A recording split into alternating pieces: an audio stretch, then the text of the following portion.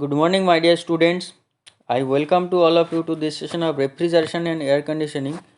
Dear students, last few classes I have taken vapor absorption reference system, the concept of vapor absorption reference system. Here we are going to discuss about the domestic electrolux refrigeration system and thermodynamic requirement of refrigerant absorbent mixture. Okay, so the outline of this lecture is your first of all introduction you will be seen, then your desirable characteristic of refrigerant, in selection of pair, in practical water ammonia cycle, some lithium bromide and water system and its working principle, electrolux reference system it will be discussed.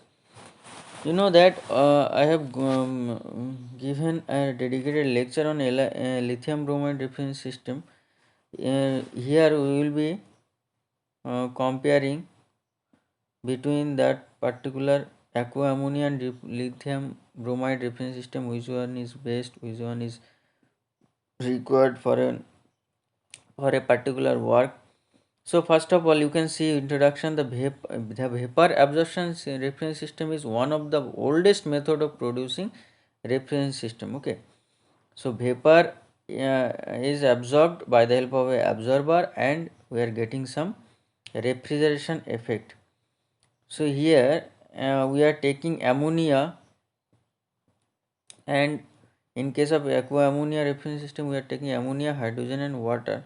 And how it is working and what is the effect we are getting, that will be discussed here. And ammonia is commonly used in a vapor absorption system in case of aqua ammonia reference system or domestic electrolyte reference system. The vapor absorption system uses heat energy instead of mechanical energy. You know that only by the help of some heat energy, or it may come from the flue gases, it may come from solar heater. Okay, so by the help of some just low grade energy like heat energy, we can maintain some minimum temperature in a particular region. But here we are not using any kind of mechanical energy. That means the electrical energy, and by the help of electrical energy we can produce mechanical energy by the help of the motor and motor. So we are not using this one, or that means here the compressor is not in use. So what is told that vapor absorption system uses heat energy instead of mechanical energy as a vapor compression system in order to change the condition of the refrigerant. And this system may be used in both the domestic and large industrial refrigerating plant. Okay, so we can use in the domestic purpose, for domestic purpose, as well as in industry purpose. Okay, so these are the common things which you need to know. The compressor is replaced an absorber and pump, a generator and a pressure reducing valve.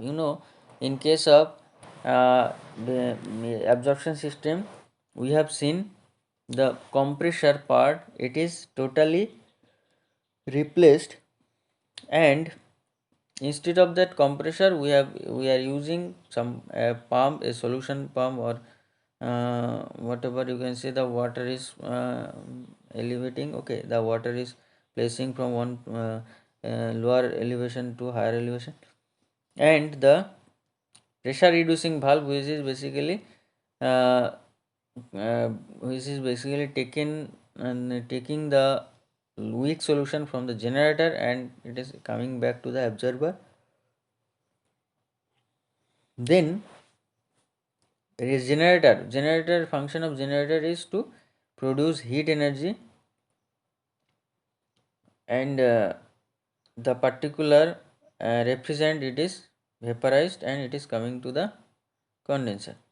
Okay, and the pressure reducing valve and absorber is it is absorbed whatever the low pressure refrigerant liquid vapor refrigerant is coming into the absorber, that on this particular vapor refrigerant the latent heat is taken by the help of this absorber, and again it is converted into liquid solution. Okay, so this is the function. In this system, the vapor refrigerant from the evaporator is drawn to an absorber where it is absorbed by the weak solution of the refrigerant, forming a strong solution. The strong solution is pumped to the generator where it is heated by some external sources. Okay, so whatever the strong solution we are getting, strong solution in the pump, it is basically taken to the generator by the help of the solution pump, and here the heat is produced from the external sources like your flue gas or anything from any kind of heat sources. Okay, during the heating process, the vapor refrigerant is driven off by the solution and enters the condenser where it is liquefied. Okay, so when the refrigerant is heating, at that time the vapor refrigerant is taken out, okay, by the solution and enters the condenser, okay, where it is liquefied, and from that particular condenser it is taken to the expansion valve. After that it is coming to the evaporator section. The liquid refrigerant then flows into the evaporator, and thus the cycle is completed. Okay, so here you can see liquid ammonia container. This is the liquid absorbent system. So from liquid ammonia container, and from here you can see the control valve. So here now the evaporating ammonia, when the ammonia is evaporating, you know that the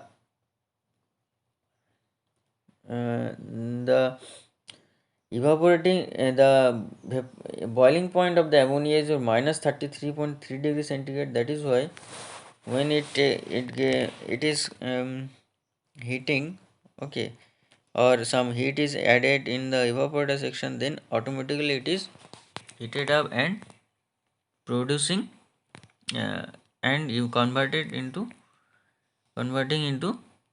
what, converting into vapor ammonia, and from the evaporator section it is coming to the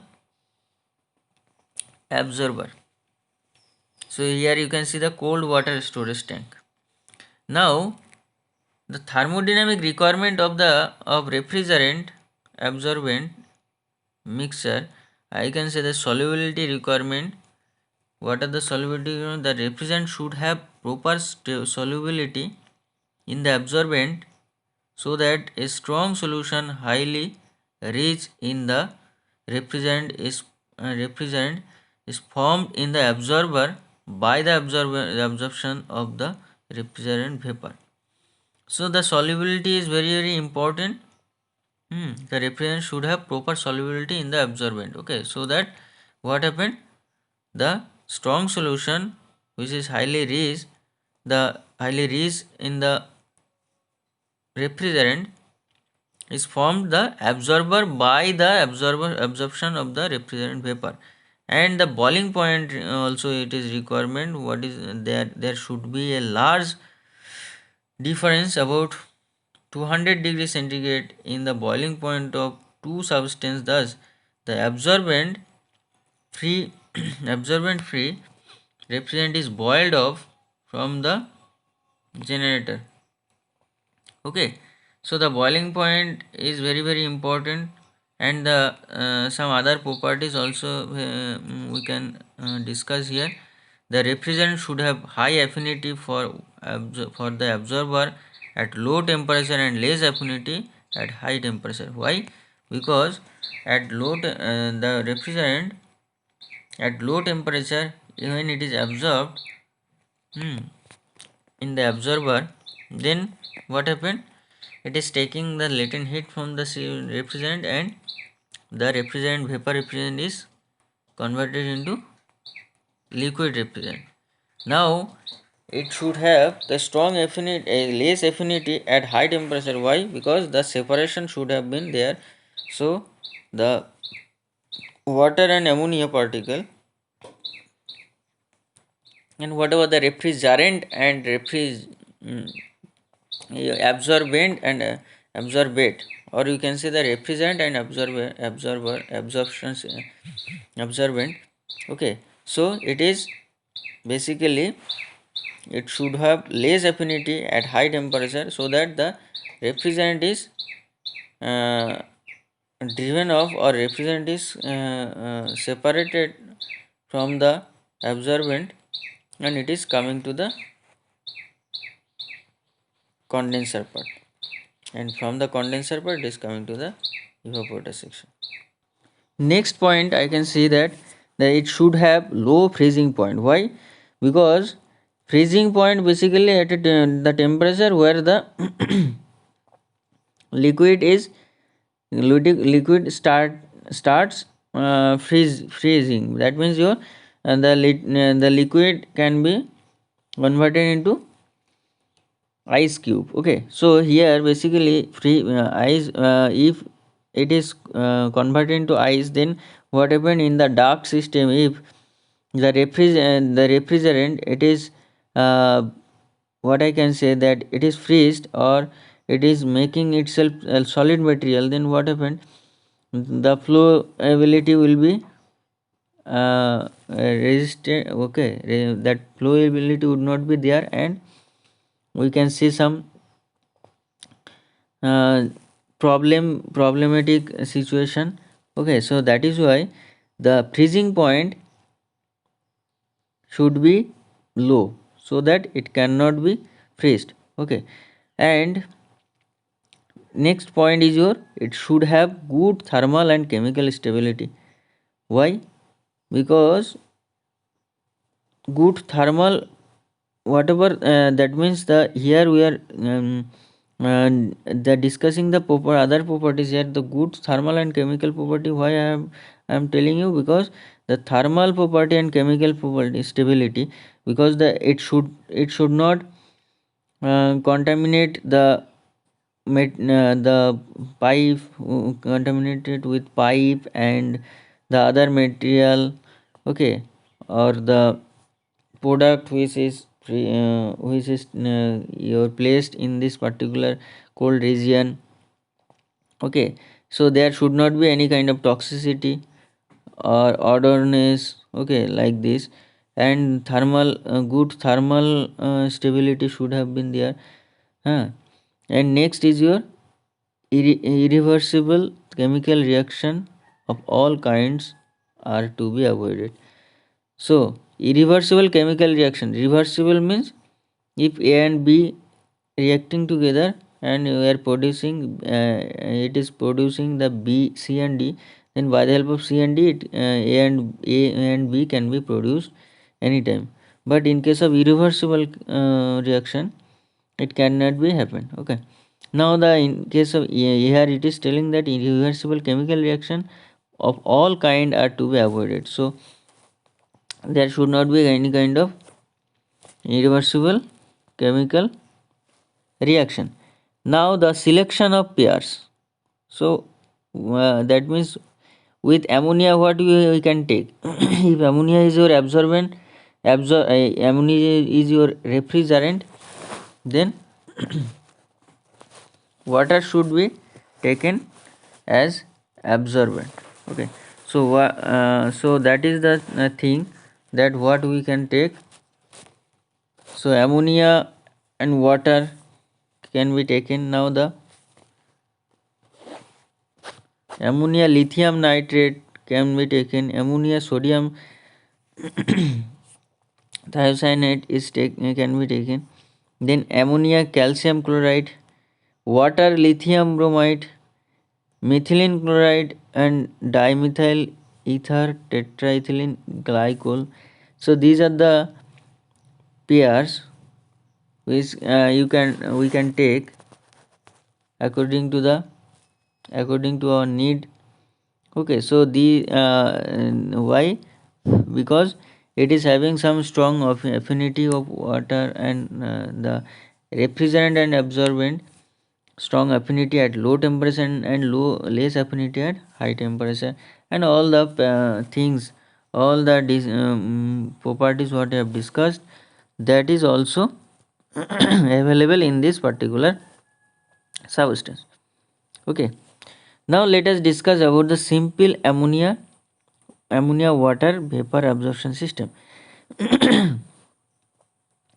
Simple ammonia water vapor absorption system, here you can see. So let us discuss how the simple ammonia water vapor absorption system is operated. In the evaporator section, you can see the QE amount of heat is absorbed in the evaporator from the outside, from the surrounding. And what happened when some heat is added in the evaporator section, then you know that the refrigerant is taken as ammonia here. So this ammonia, the boiling point of ammonia is what? Minus 33.3 degrees centigrade. So this ammonia is coming out from the evaporator section at low pressure. Okay, and what happened, the absorber from the it is entering into the absorber, where QA amount of heat is rejected by the help of this cooling water. You can see this cooling water is circulated throughout the absorber. So so here what happened, the low pressure ammonia vapor, it is again converted into ammonia liquid. Okay, so this ammonia liquid is passing to the generator by the help of this solution pump.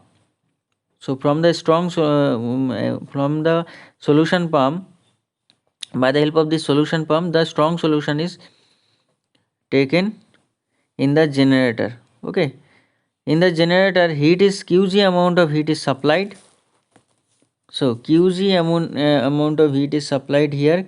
So you can see the from the in the generator, when the refrigerant it is vaporized, high pressure ammonia vapor, it is taken in the condenser. Now from the generator, the weak solution, or that means the poor ammonia, that means solution, ammonia water solution, it is called your weak solution. That means where the refrigerant is very less. So that weak solution is taken to the pressure reducing valve, which is coming out from the generator, and it is again come to the absorber part. Okay, so this is why this cycle is operated, and here I have replaced compressor. Instead of this compressor, I have taken generator, pressure reducing valve, absorber, and pump. So one more thing I would like to mention here, that these four devices, it is taken, whatever the energy it is taken, that is very less than the compressor, because the compressor work is very high, because VDP, you know that W is equal to minus VDP. So specific volume into the pressure difference, that is the work required for to operate the compressor. But in case of pump, it is your small VDP. For this V is the specific volume of gas. Okay, so specific volume of gas is equal to what? Specific volume of gas is basically very higher than the specific volume of liquid. So compared to that particular VDP, in case of pump and in case of compressor, we will see that the compressor work is needed is very high. So that is why we are not using any kind of compressor here. We are only using solution pump, heat your generator, absorber, and pressure reducing valve. And we know that the compressor is basically working by the help of the high grade energy, that is your electrical energy. From the electrical energy, the motor is connected, motor is producing some shaft work, and the shaft is rotating, and compressor work or compressor, in the compressor the mechanical work is given. So the energy required to run the compressor is comparatively your costly than the solution pump. To run the solution pump, it is negligible amount of energy here it is needed. Now from the generator, when QG amount of heat is supplied in the generator, from the generator high pressure ammonia vapor it is taken in the condenser. Okay, so high pressure ammonia vapor it is taken in the condenser, and in the condenser what happened, some cooling water is coming into the condenser, and it is nothing but heat exchanger. Okay, so the cooling water is entering, cooling water is coming out. So by the help of this cooling water, the heat is rejected, where QC amount of heat is rejected, we can say. So QC amount of heat is rejected in the condenser, and at the outlet of the condenser what we are getting, high pressure low temperature liquid ammonia. Okay, so liquid ammonia we are getting at the outlet of the condenser, where that means the condenser is nothing but it is condensed the refrigerant. Now it is coming to the receiver. So in the receiver what happened, the extra amount of refrigerant, liquid refrigerant, it is reserved here, and according to our need it is taken. Okay, so in the reservoir some you can see the it is some storage of the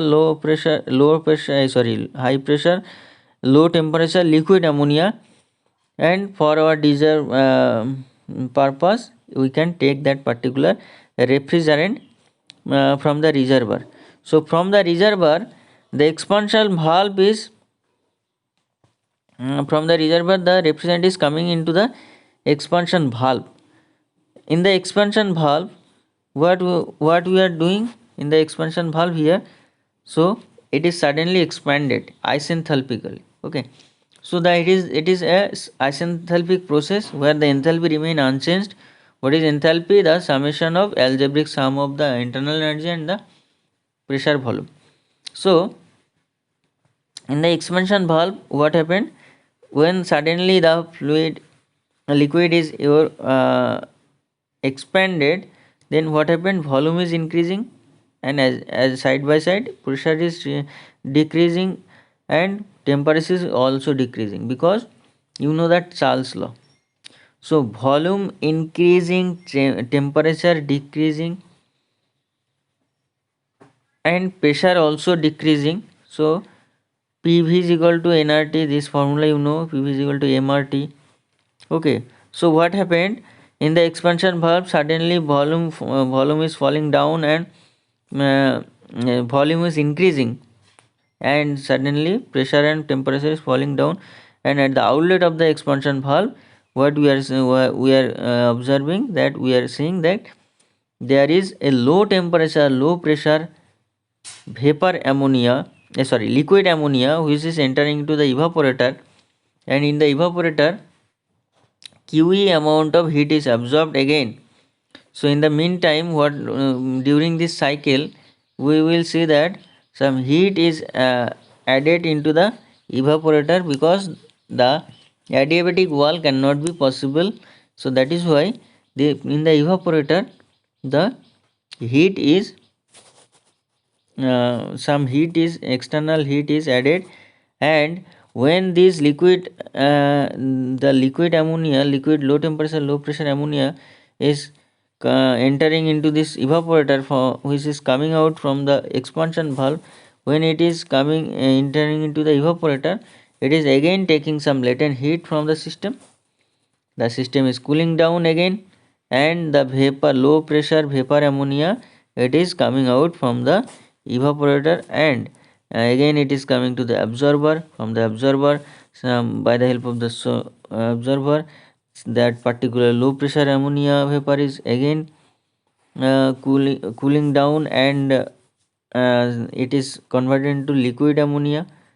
Then it is coming to the generator by the help of solution pump, and from the solution pump it is again come to the condenser, and weak solution is coming to the absorber by the through this pressure reducing valve. So this is how the process is going on, and we can see that this is how the process is going on, and we are getting always some refrigeration effect in the evaporator section. And what is the COP? How we can calculate the refrigeration effect by work input? So what is the refrigeration effect here? The refrigeration effect is equal to QE. Am I right? So QE is the refrigeration effect, and work input is the generator work, that is your QG, plus QP, that is your pump work. If this pump work is negligible, if this pump work is neglected, then we can write QE by QG is the COP of that particular simple ammonia water vapor absorption system. Okay, so I hope it is clear now. Simple ammonia water vapor absorption system, it is very important, and practical ammonia water vapor absorption system also you can see here. Basically we are just using one analyzer, one rectifier, and two heat exchanger. So in case of practical ammonia water vapor absorption system, so here the the extra three arrangement we can see: analyzer, rectifier, and the heat exchanger we are using. So it is the same process. Just what happened from the generator, in the generator it is water, the refrigerant, it is your solution, it is coming through this analyzer part, and it is when it is heated, then some strong solution, solution it is coming to the rectifier, where it is nothing but a dehydrator, means your air is separated, sorry, water particle is separated, and it is coming back to the generator, and the from the rectifier it is coming to the refrigerant is coming to the condenser, where by the help of cooling water it is condensed, then it is coming to the receiver, then from the receiver it is entering into this expansion valve. You can see this expansion, and which is passing through the refrigerant is passing through the heat exchanger, some heat is exchanged, and temperature is cooling down again. So in the expansion valve it is the suddenly it is expanded, and it is your constant isenthalpic process. In the evaporator section it is coming, then we are getting some evaporative your refrigeration effect, and again some heat is leaking into the evaporator. So from the evaporator it is coming to the absorber by the through the heat exchanger. Same phenomena occurring in the absorber, and by the help of solution pump it is coming to the generator through the heat analyzer. Okay, it is in the analyzer it is like some tray, and basically it is separating the it is basically working like a heat exchanger, and the heat in the heating coil, by the help of the heating coil the heat is added, and we are getting strong solution or a strong refrigerant in the cooling water, and some part of the water particle is mixed with this particular strong solution. So that part is taken out from the your rehydrator or hydrator or rectifier. Okay, so this is how the phenomena is going on. I hope it is clear. So next class we will be discussing some other absorption system. So then your lithium bromide absorption system, it will be discussed, aqua ammonia absorption system, some comparison. It will be discussed advantage of three fluid system, and the comparison of VARS and VCRS also will be discussed. So I hope it is clear today up to this. Thank you for listening. Jai Hind.